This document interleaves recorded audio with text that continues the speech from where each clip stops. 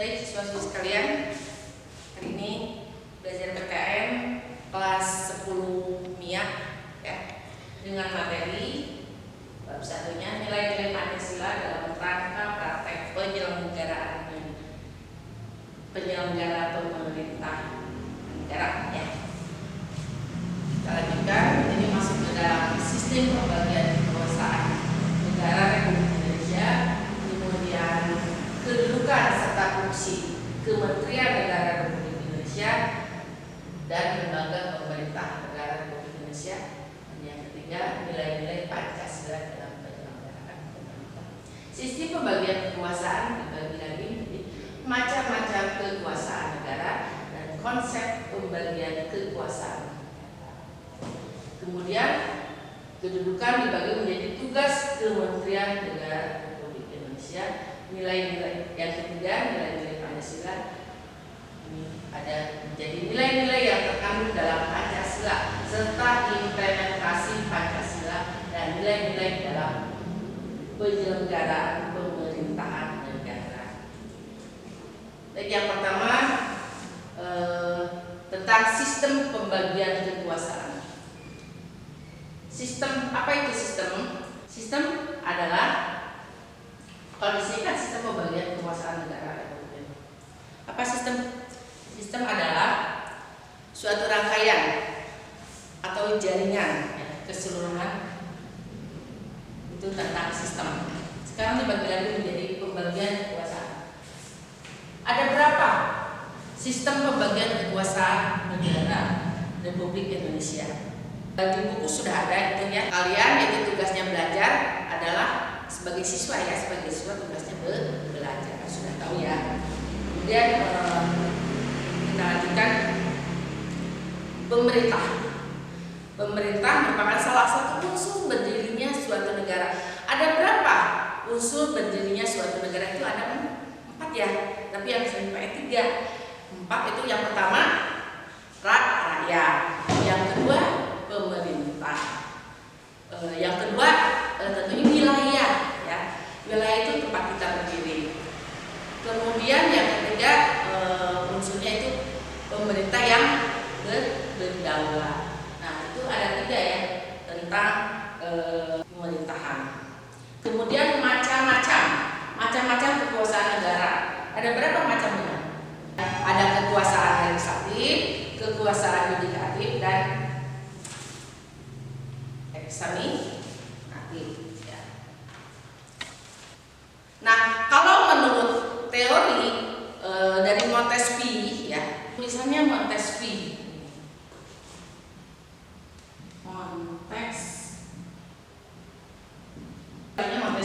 Itu ada 3 kekuasaan. Yang pertama itu presiden. Disebutnya apa kalau presiden?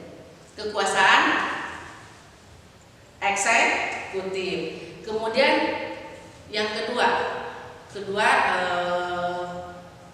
para menteri, wakil-wakilnya presiden, yaitu MPR, DPR-nya ya, bukan para menterinya. DPR, MPR itu legislatif. Yang ketiga yudikatif, lembaga kehakiman. Itu menurut ini ajarannya disebut dengan trias politika.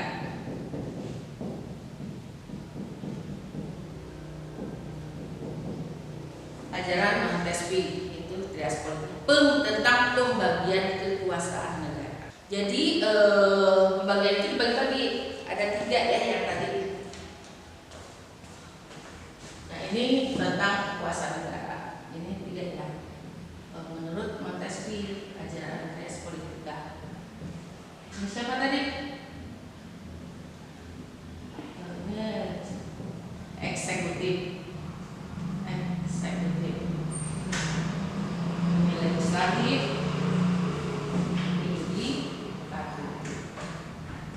Nah ini dipegang oleh presiden, legislatif oleh MPR. Ya, yudikatif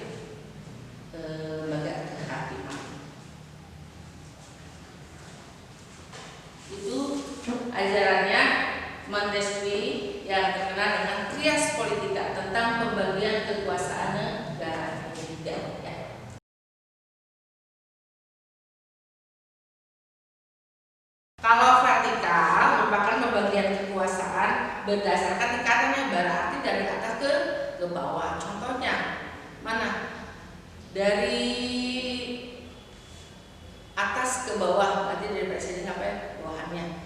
Yang terkecil sebetulnya lingkupnya kalau dikata apa? Desa ya, tingkat desa.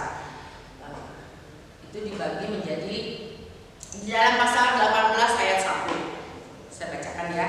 Ditegaskan bahwa Negara Kesatuan Republik Indonesia dibagi atas daerah-daerah provinsi, dan daerah provinsi itu dibagi atas kabupaten kota, yang tiap-tiap provinsi, kabupaten, dan kota itu mempunyai pemerintahan daerah yang diatur dengan undang-undang. Nah, kemudian itu secara vertikal ya, dari atas ke bawah. Sekarang secara horizontal. Kalau horizontal dari samping ke samping lagi gitu ya. Itu secara horizontal. Kalau secara horizontal itu dari atas bawah, itu horizontal. Kalau secara vertikal dari samping ke samping lagi, itu vertikal ya. Nah, ini ada, silakan nanti kalian baca. Kalau secara horizontal, pembagian kekuasaan itu menurut fungsi lembaga-lembaga tertentu, yaitu legislatif, eksekutif, dan yudikatif. Itu secara horizontal. Kalau vertikal dari samping ke samping. Itu yang di dalam pasal 18 ayat 1 ya, yang tadi dibacakan. Munculnya pembagian kekuasaan secara vertikal itu merupakan konsekuensi dari diterapkannya asas desentralisasi di Indonesia. Jadi dengan adanya asas tersebut, pemerintah pusat menyerahkan wewenang pemerintahan kepada pemerintah daerah otonom, yaitu provinsi daerahnya, kecuali urusan kota ya. Jadi diserahkan ke daerahnya masing-masing. Kita lanjutkan sekarang. Tadi macam kekuasaan itu ada Trias Politika Montesquieu ya. Konsepnya bagaimana konsep pembagian kekuasaan?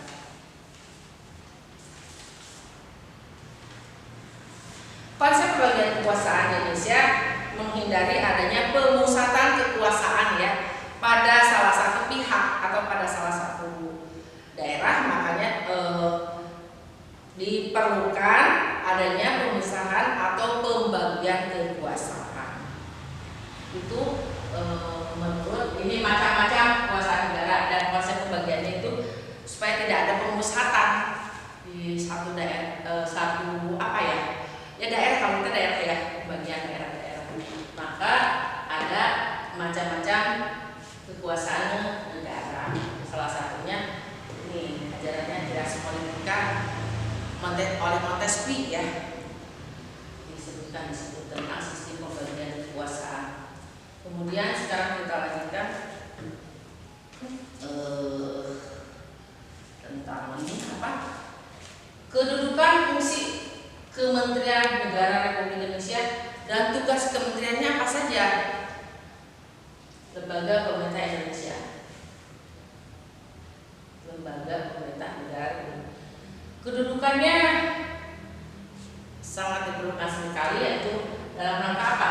Tugasnya, fungsinya apa? Kedudukan serta fungsi. Di buku sudah ada ya, silakan dibuka bukunya sini. Nah, ini.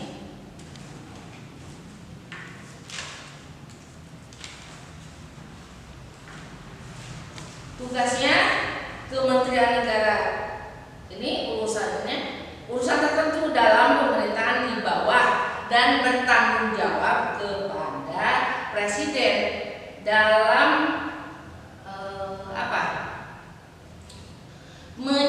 penyelenggaraan pemerintahan negara, yaitu penyelenggaraan perumusan penetapan, dan yang ketiga perumusan dan penetapan kebijakan di bidangnya, atau koordinasi dan sinkronisasi pelaksanaan kebijakan di bidangnya masing-masing. Itu kedudukan serta fungsi lembaga pemerintah Jadi masing-masing punya lembaga, punya wewenang dan fungsinya masing-masing. Dan yang ketiga, nilai-nilai Pancasila dalam penyelenggaraan pemerintahan. Apa yang terkandung dalam Pancasila? Bagaimana implementasi Pancasila dalam nilai-nilai penyelenggaraan pemerintahan negara? Nah, sekarang Ibu kasih tugas ya untuk sekalian. Yang pertama itu ada berapa macam-macam, pertama tugasnya ya, macam-macam kekuasaan negara tugasnya. Yang kedua, sebutkan lembaga non kementerian dan lembaga pemerintahan yang masuk dalam kementerian. Yang ketiganya, nilai-nilai apa saja yang terkandung dalam Pancasila dalam praktek penyelenggaraan pemerintahan negara. Itu saja, nanti kita lanjut